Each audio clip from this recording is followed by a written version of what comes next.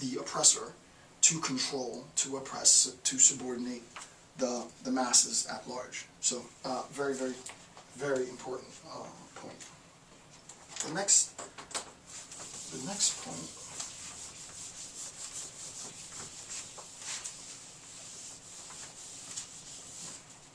point are the three preliminary relationships between values and judgments. This is me now. This is not a Nietzsche at all.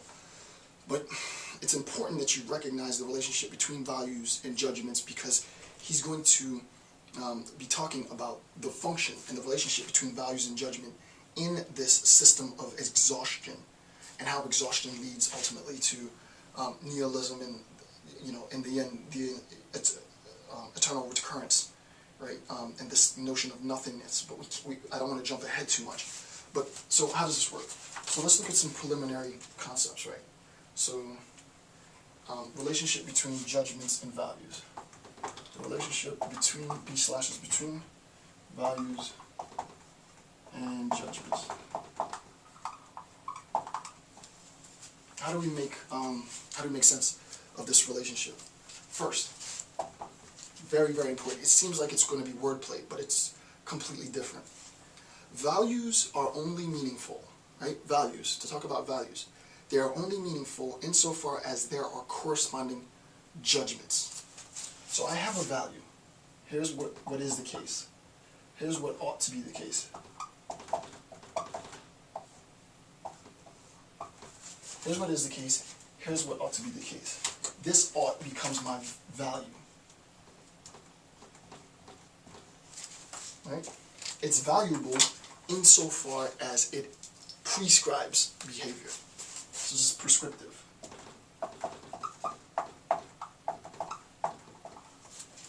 Okay. So values, the first point is, in the three preliminary relationships, values are only meaningful insofar as there are corresponding judgments. So this value has to have a judgment.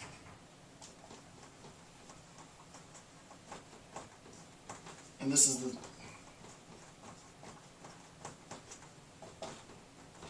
thou shalt, you gotta do X. Thou shalt, thou will, you must, you ought, you should, these terms, right? You have to, the point is, what is this relationship, right?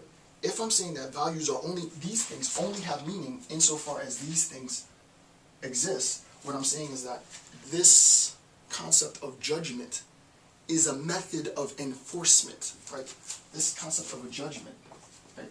This process become a method of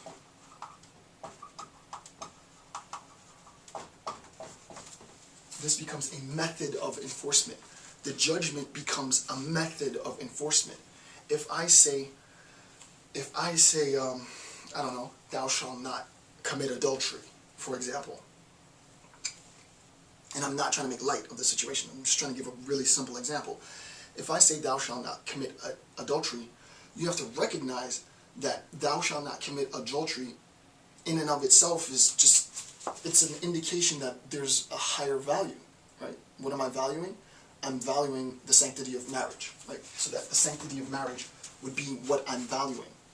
The judgment is that you cannot commit adultery. If you do, right? If you do, if we say thou shalt not commit adultery, so we'll say not A, and you commit adultery, A, then we know that your action is immoral because you were told not to do A and you did A. Therefore, there isn't a conformity between the action and the command, and thus your action is immoral. Right? This immoral action has consequences, right? You could in biblical times be stoned. You can go to hell. You can, there's repercussions, right? So the judgment is a method of enforcing the value. Very, very important, right? The judgment is a method of enforcing the value. Now, if you look at it on the flip side, judgments, these things, are only meaningful insofar as there are corresponding values, right? This is only meaningful insofar as we have judgments. Those judgments create a method of enforcing the values. Now, we can flip it, right? These things are only meaningful insofar as we have values. Judgments are only meaningful insofar as We have values. Why? Because this becomes a method of justification.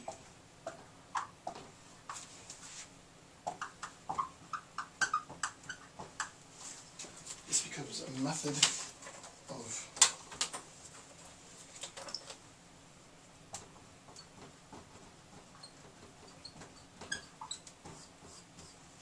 this becomes a method of justification. Why is the point? Why is the person who says, you shall not commit adultery, and this person did commit adultery, why is this person being stoned to death? Why is this person being condemned to hell? Why is this person facing some penalty? They're facing some penalty because there is a justification in penalizing this person, right?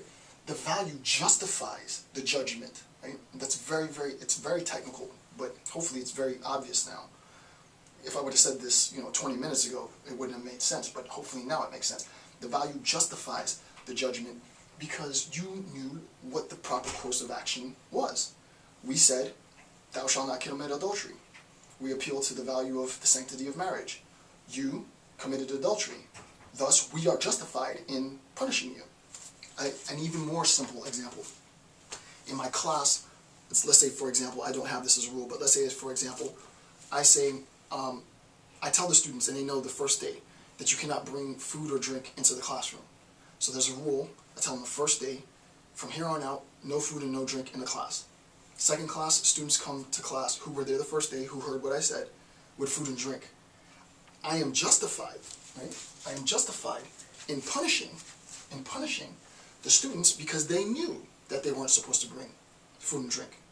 Similarly, it's the case that if we make an appeal to the value, we're making the appeal to justify our punishment. You make the appeal, I hope I can't say it any clearer than that, but you're making an appeal to the value in order to justify the punishment, right? So that if we're talking about values or judgments, we appeal to values, and this is the method of justifying, right? We appeal to the values as a method of justifying the punishment. If we appeal to the judgment, then we're saying, I have the power, literally, and this is where power sort of creeps in.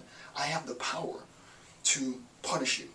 I am ordained, I'm sanctified in assessing and judging. Right? So this is very, very, very, very important. Number 3, last, is a system of values necessitates, obviously, a system of judgments, and enforcement and justification are inseparable. Right? Enforcement and justification are inseparable. Right? I have to be able to have the power to enforce the values that I dictate to my subordinates, whoever they might be. I have to be able to enforce it, but if challenged on why I'm enforcing some punishment, I have to be able to justify my act of enforcement. So if you have an act of enforcement without an appeal to a value, it becomes problematic because it seems ad hoc. If I have a value that doesn't have an act of enforcement, then no one's going to follow it, right? Then you're going to tell them to do something and they'll do it if they like. So you have to have, and I know this is complicated, right? But very, very critical. If you have to watch this segment a couple of times for it to soak in, you rewind it and watch it again. But you have to have, at this stage in the argument, arguably, and I think it's properly speaking correct, you have to have a system in which justification and enforcement is inseparable. So, all right.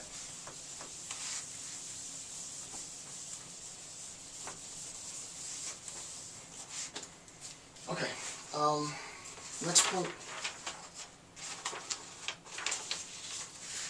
Nietzsche goes into what I think is a very, very interesting account of how the system of exhaustion and the imposition of judgments from that system of exhaustion. I'll say that again.